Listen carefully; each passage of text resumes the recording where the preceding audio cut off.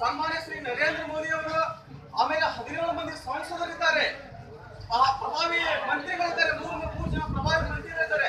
ಇದ್ರೂ ಕೂಡ ರಾಜ್ಯದ ಜನತೆಗೆ ಮೋಸ ಮಾಡ್ತಾ ಇದ್ದಾರೆ. ಕಾರಣ ಇಷ್ಟೇ, ರೈತರ ಸಾಲ ಮನ್ನಾವನ್ನು ಯಾವ ರೀತಿಯಿಂದ ಪ್ರಧಾನಿ ನಿಯೋಗ ಹೋದರೂ ಕೂಡ ಯಾವುದೇ ಒಬ್ಬ 17 ಸಂಸದರಲ್ಲಿ ಒಂದು ಚಕ್ರ ಎತ್ತರ ಇಲ್ಲ. ಹೋಗಿ ಸೀದಾ ಇಲ್ಲಿಂದ ಏನು ಸಾರ್ವಜನಿಕರ ಒಂದು ಏನು ಕಲಾಬಸ್ಲಿಂದ ಆ ಬಸ್ಲಿ ಕೂಟವನ್ನು ಮುಂದುವರೆಸ ಮಾಡ್ತಾ ಇದ್ದಾರೆ ಹೊರತು ರಾಜ್ಯದಲ್ಲಿ ಇರ್ತಕ್ಕಂಥ ರೈತರ ಸಮಸ್ಯೆಗೆ ಸರಿಯಾದ ರೀತಿಯಿಂದ ಸ್ಪಂದನೆ ಮಾಡ್ತಾ ಇಲ್ಲ. ಇವತ್ತು ಕೇಂದ್ರ ಮುಂಬರುವ ದಿನಮಾನಗಳಲ್ಲಿ ಉಗ್ರವಾದ ಹೋರಾಟ ಮಾಡ್ತೀವಿ. ಮುಂದಿನ ದಿನಮಾನಗಳಲ್ಲಿ ನಾವು ಉಗ್ರವಾದ ಹೋರಾಟ ಮಾಡ್ತೀವಿ. ಯೂತ್ ಕಾಂಗ್ರೆಸ್ ಇಂದ ಏನು 17 ಜನ ಸಂಸದರಿದ್ದಾರೆ. ಸಿದ್ದರಾಮಯ್ಯ ಅವರು 9 ಸಲ ಪತ್ರ ಬರೆದಿದ್ದಾರೆ.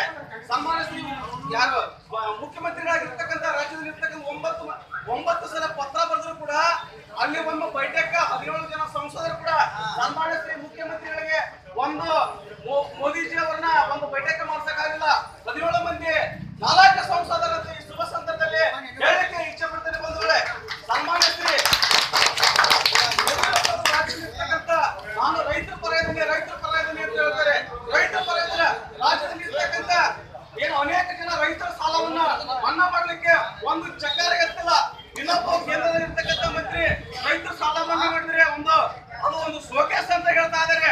ಇವರಿಗೆ ರಾಜ್ಯದ ಜನ ಮುಂಬರುವ ದಿನಮಾನಗಳಲ್ಲಿ ಇವರಿಗೆ ಸರಿಯಾದ ರೀತಿಯಿಂದ ಉತ್ತರ ಕೊಡ್ಬೇಕಂತ ಯೂತ್ ಕಾಂಗ್ರೆಸ್ ವತಿಯಿಂದ ಹೇಳಲಿಕ್ಕೆ ಇಚ್ಛೆ ಪಡ್ತೇನೆ. ಮುಂದೆ ನಮ್ಮ ಸ್ನೇಹಿತರಾಗಿರ್ತಕ್ಕಂಥ ಪ್ರಸನ್ನ ಹಿರೇಮಠ ಅವರು ಒಂದೆರಡು ಮಾತು ಈ ಸಭೆ ಉದ್ದೇಶಿಸಿ ಮಾತಾಡತಕ್ಕಂತ ಕೇಳ್ಕೊಳ್ತಾರೆ.